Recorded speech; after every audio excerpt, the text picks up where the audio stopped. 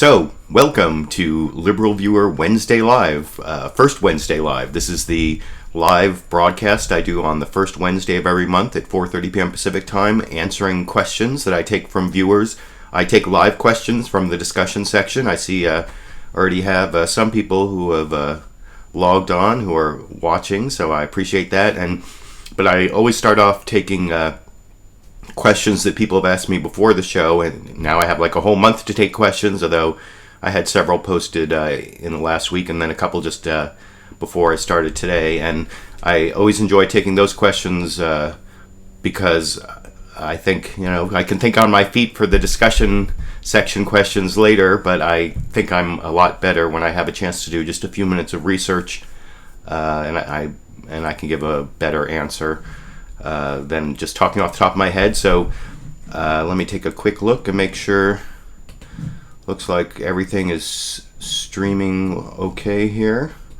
Let me look at my. Looks like we do have. What does it say? About 10 people watching to begin with. That's fine. Let me start here with the first question I got a few days ago from one of my most prolific questioners, Terry Alther, who asked me about why is it bad to keep the public out of courtrooms, and it's talking about this article that in Georgia they're breaking the law by denying the public access to the courts. And then there was also a link to Scalia and Breyer testifying before Congress about whether the Supreme Court should allow cameras.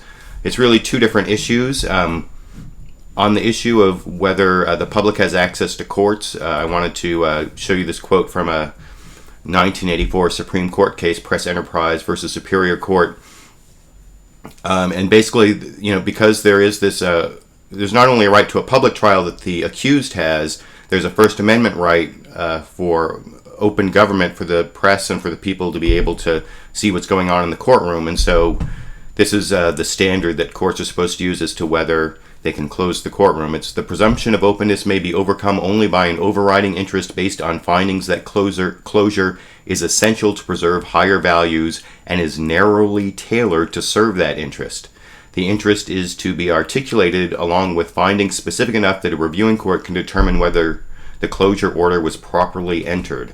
So for criminal cases, at least, and criminal proceedings, there is a presumption of openness, that the public has a right to go and the press has the right to go, not necessarily cameras, but that can be overcome by, and the language there is a lot like the language the Supreme Court uses for the highest scrutiny, what's called strict scrutiny. It has to be a compelling interest and has to be narrowly tailored, which means it has to be like the least amount of openness that you can get rid of.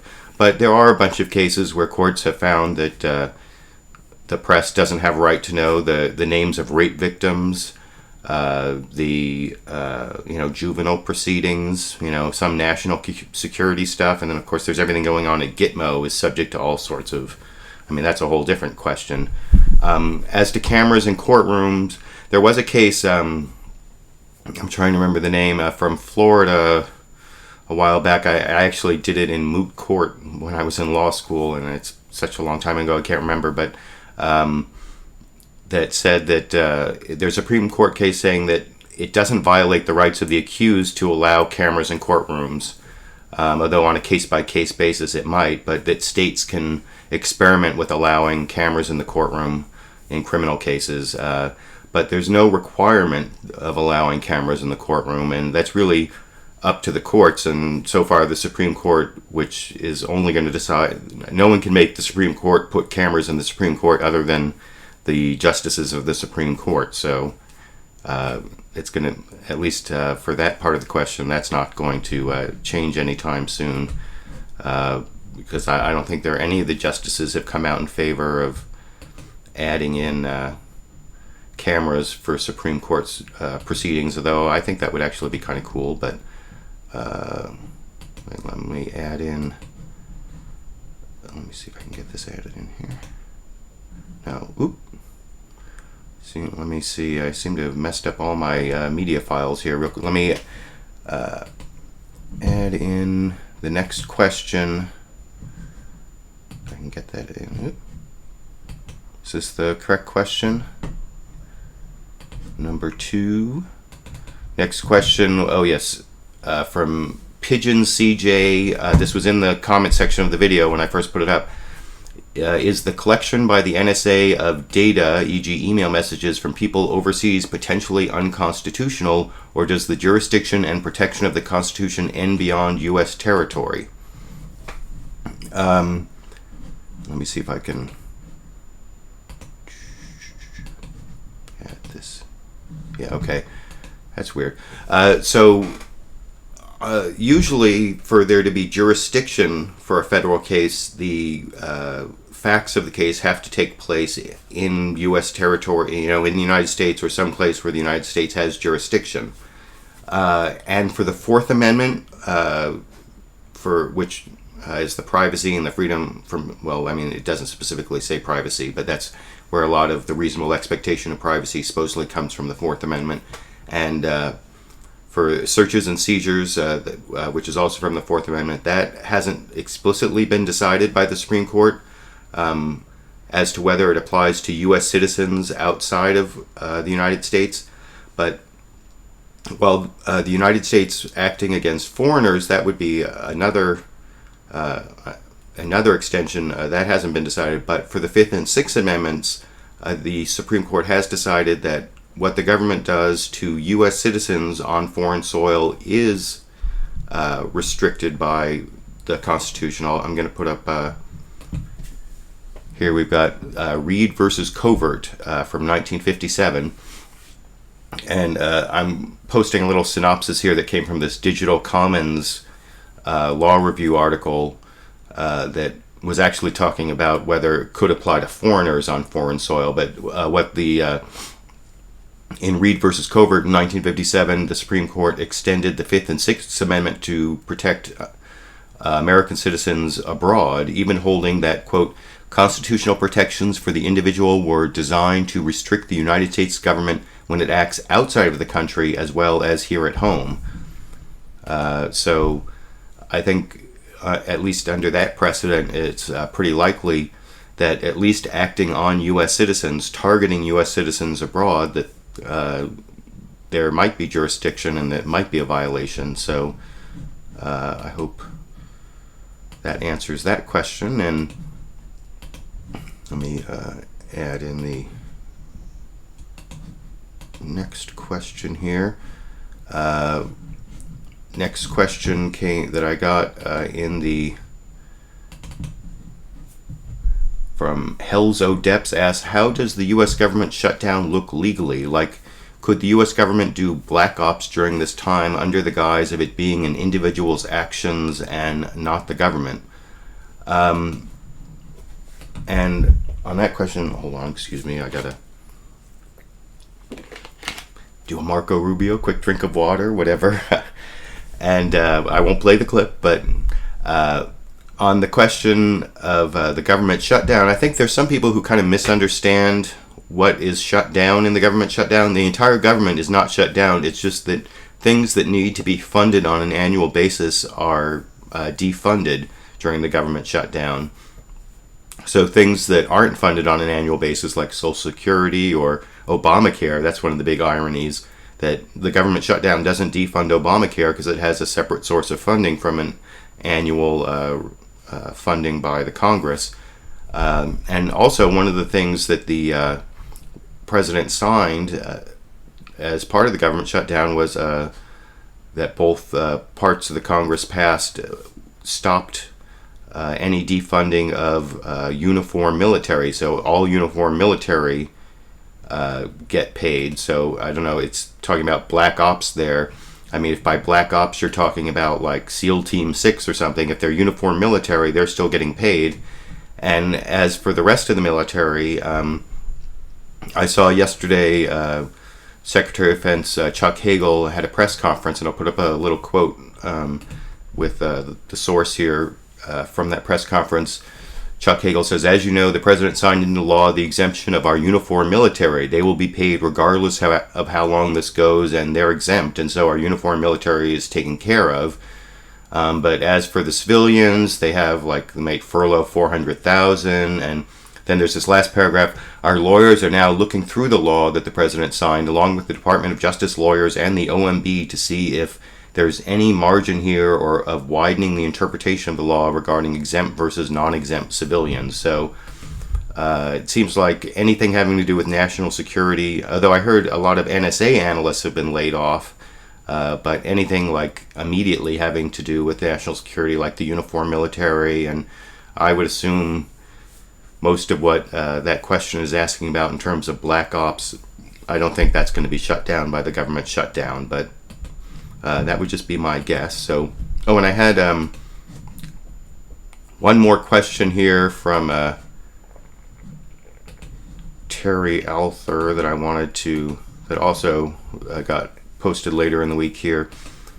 Let me put this up. Now, this is about an upcoming Supreme Court case that some people are calling the next Citizens United. It's McCutchen versus FEC, and Terry Alther is asking if this is a left-wing paranoia of money and politics, which exists but has nothing really to do with the courts. And it talks. There's this video of Elizabeth Warren talking about Citizens United on steroids, and on that question, this McCutchen, if I'm even pronouncing that right, McCutchen versus FEC case. Hold on one second here. The McCutchen versus FEC case, the facts of it it has to do with the total limits on, or the total limit on giving to non-candidate based political organizations. These aren't PACs. This is like the Republican Party. And in fact, in the facts of the case, it's someone who wants to give money to the Republican Party, and different like there are three parts of the Republican Party that he wants. There's like the Republican Congressional Campaign Committee, the Senatorial Campaign Committee, and then the RNC, the Republican National Campaign Committee, and then giving to all these smaller, like local Republican groups. And none of these individual contributions go above the limits that have been set by law. And I can't remember the exact limits, but it's like a $2,600 limit for the state Republican parties, and there's like a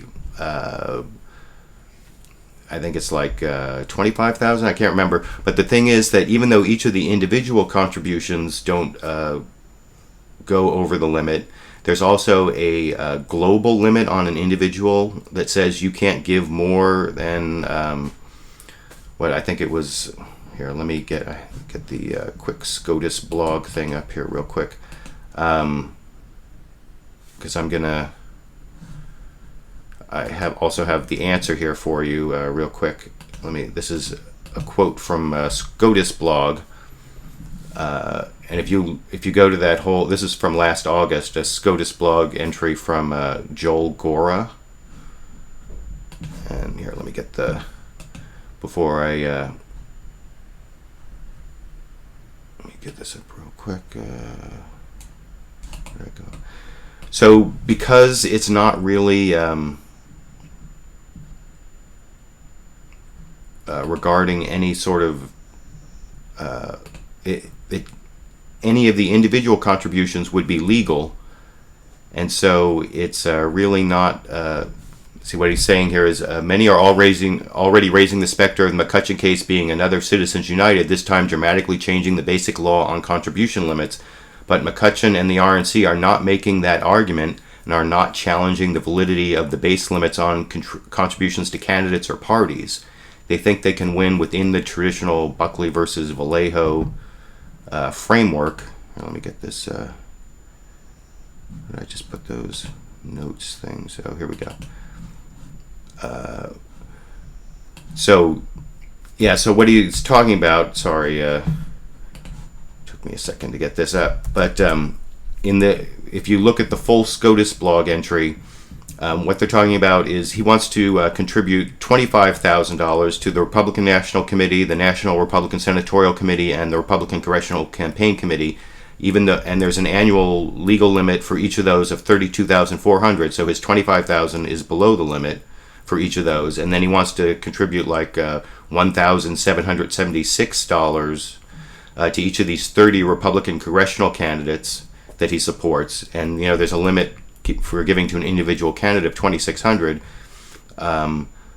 But in a 2-year period, you're only allowed to give $48,600 to candidate committees and only $74,600 to non-candidate committees. And so even though none of his individual contributions are violating the contribution limits, in the aggregate, he's violating the global limits. And this is getting really long and complicated. I know, maybe boring, but the point is the only reason that the Supreme Court is allowing contribution limits is what's called quid pro quo corruption, where there's like an appearance of corruption, where you're like giving money directly to a candidate or in a way that the candidate can be beholden to you, owe you something. And when you're giving to the Republican Party, that's supposedly not a problem. And the reason that that's not a good argument in this case, that there's the appearance of corruption, is because none of the individual contributions violates the law. So if the individual contributions can't create an appearance of corruption, then how is it that when they're all aggregated together? So anyway, it's kind of a long, complicated question, but or answer there, I guess. But I guess my answer would be that the comparison to Citizens United is a little overblown, and I think Citizens United has been kind of overblown. But anyway, I hope that answers the question for Terry Alther, that he sufficiently as to what he was asking. I'm sorry, it took me a little while to get going on the answer there. And then I had, before I start taking questions from the discussion section, I guess I didn't lose viewers while I was going through that whole thing, but the last question I got was someone who posted this, and I'm going to get a drink while I put this up. This looks like a creationist, I guess, wanted me to answer a question about evolution, apparently. A question for Wednesday: when it comes to science, you do not understand. And I'm not going to read the whole go through the whole question, because what I wanted to point out is, I get a lot of people who complain about the questions at the end of my produced, edited videos as to whether they're fair. I ask fair questions, and I do sometimes ask leading questions at the end of those videos, but they're based on premises that I prove, or at least give a lot of evidence for, in the video before I ask the question. If you look at this question from Joel James, you'll see that it's based on premises that are just not true. I'm just going to read the first part here. Question for Wednesday: when it comes to science you do not understand, you take the word of authorities from Hawking to Dawkins. This is why you have faith in evolutionism, and it is an ism since you do not understand it. Well, that, and then he compares it to creationism and William Lane Craig, and you have to why won't you take what he says on faith when you take what Dawkins and Hawking say on faith? But see, that totally misunderstands the difference between science and religion, because the things in science, I don't take things on faith from authorities like Dawkins and Hawking. I did read one book by Richard Dawkins a long time ago, The Selfish Gene, and it does give some good arguments, but I didn't take any of them on faith. I use reason to examine the arguments of Dawkins in that case, and also evidence. That's the big difference between religion and science. Science uses the scientific method, which is based on observation and repeatable experiments and rational conclusions, and creating theories and then seeing if the evidence fits the theories. And that's where the theory of evolution comes from. It's the theory that fits all the evidence, and I don't take that on faith. I take that from not from Dawkins and Hawking, but from biology classes I took. And I also learned a lot more after after I became a lawyer, I became kind of a genetics expert lawyer for a murder case where I had to like question the DNA experts, and I did a bunch of reading on my own to learn more about that. My wife, who's a physician, was also an undergraduate genetics major, and even her, I didn't accept her as an authority. I learned the science, and science is not based on faith. It's based on things, it's based on theories like the theory of evolution that fits the evidence. And there's huge amounts of evidence that support the theory of evolution, just like there's huge amounts of evidence that support the theory of gravity. And there are also, not everything is explained in the theory of evolution, but there are still holes in our understanding. But there are also holes in our understanding of the theory of gravity. But that doesn't mean that gravity doesn't exist any more than evolution doesn't exist. And when you study genetics, you can also see a lot of evidence for evolution, and you can see how where we have common ancestors, how the genome of different organisms developed and changed over time, and there's huge amounts of evidence. It has nothing to do with faith. So anyway, that was the last question I got asked before I started the show, at least the last one I had a chance to take a screenshot of and do a little research. Well, I didn't really research that last one. I just thought about the false premise and thought I would explain it to you, although I'm sure my viewers are good critical thinkers and could probably have answered that probably just about as well. But now I'm going to go into the comment section here real quick. I'm almost at half an hour, and I don't like just hearing the sound of my voice talking for too long at a time, but I will go through for my live viewers and see. Oh, I see I have a bunch of other questions and comments posted since I started the show. Oh, BDF asks, has the ACLU made any progress on their suit with the NSA about intercepting their Verizon phone calls? Yes, that case is. I noticed. I think was it a couple weeks ago that there was.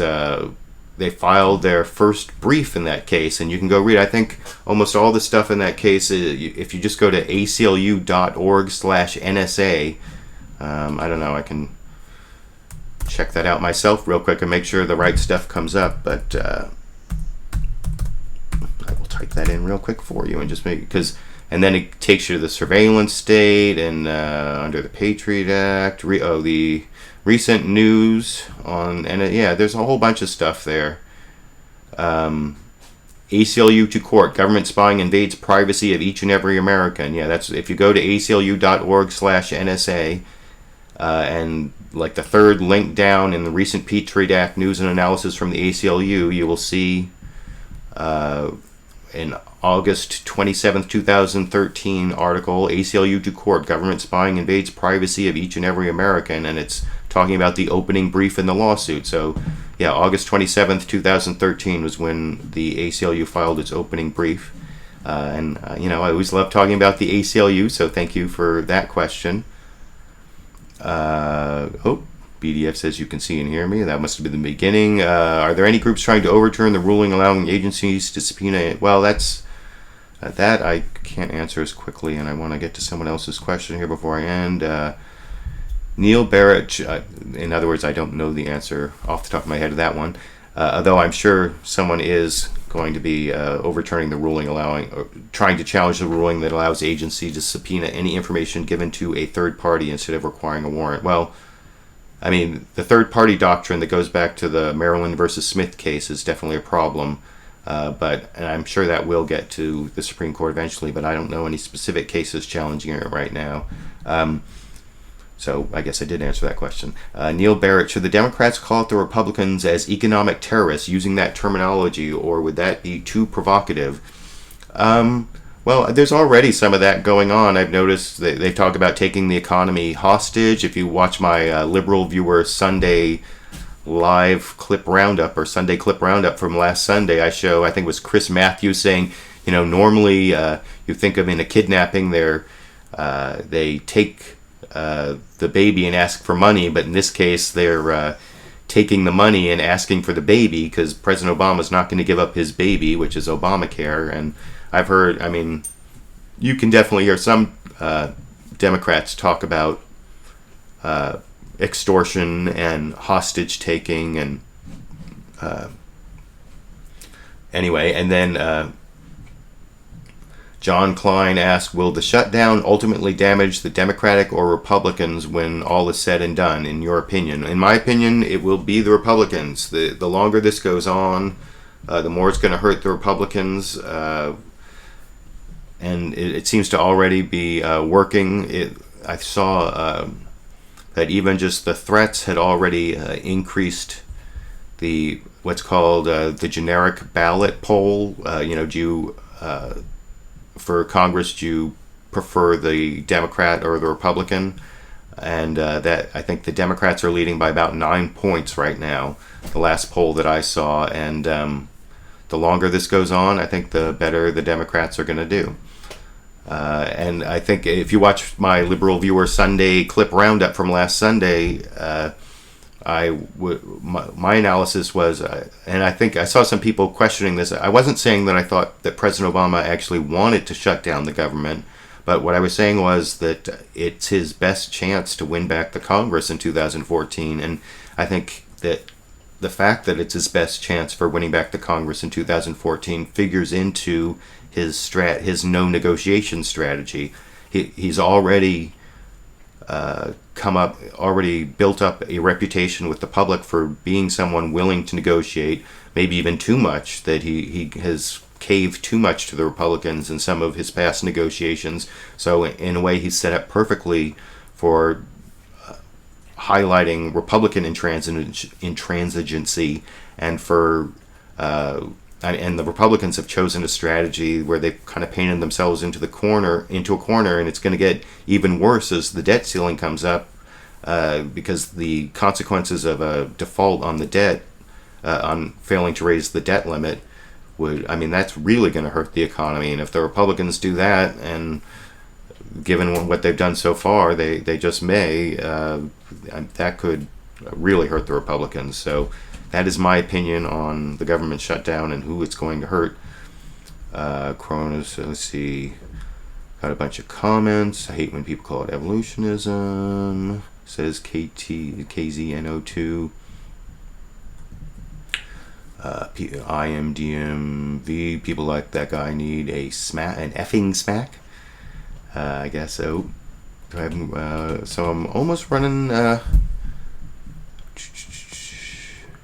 Is a couple of Siddhartha Finch asks, is there any way to sue the government shutdown to end or to stop the shutdown? No, I think it's in the other way, that if there's certain things that you might be able to sue to stop from happening when Congress hasn't enacted the legislation that authorizes them. So yeah, I think since the government, a lot of government agencies are making these decisions on their own as to who to furlough and who to keep on, and some people who have to keep working during the shutdown or have to work but don't get paid. So I think if there were any kind of lawsuit, it would be on behalf of those people suing to say, you can't make me work without paying me, so you have to shut down more than you're shutting down. I don't see how you could sue to make Congress authorize government action that they haven't authorized. That's sort of like the opposite the way the whole Constitution works, I guess. But let me add in one. I guess that's about all the questions I have, and I've hit like half an hour here, I think. Anyway, I did announce on my LiberalViewer Sunday clip roundup that I was working on this upcoming video, Fox News Forgot Bush Economic Meltdown Anniversary, and I said I would get it up Monday, Tuesday, but I actually got sick at the beginning of the week, so I apologize for that, but I think this will definitely be up by tomorrow night, so you can look forward to that if you like my produced, edited videos better. But I appreciate the people who showed up for the live show and so I can answer the questions from my core viewership, who I really appreciate. So thanks for coming, and thanks for asking questions and watching the answers. I'll be doing this for the first Wednesday of every month for the foreseeable future, and of course on Sundays at 6:30 p.m. Pacific you can watch my live clip roundup, where I do the best clips from the Sunday morning shows and some other quasi-news shows, and that seems to be even more popular, and it's a lot more work, but I enjoy it. So hopefully you'll see my next video up tomorrow night, and my Sunday clip roundup on Sunday. Thanks for joining me, and have a good rest of your week. Okay, Sandy, come on, we're all done.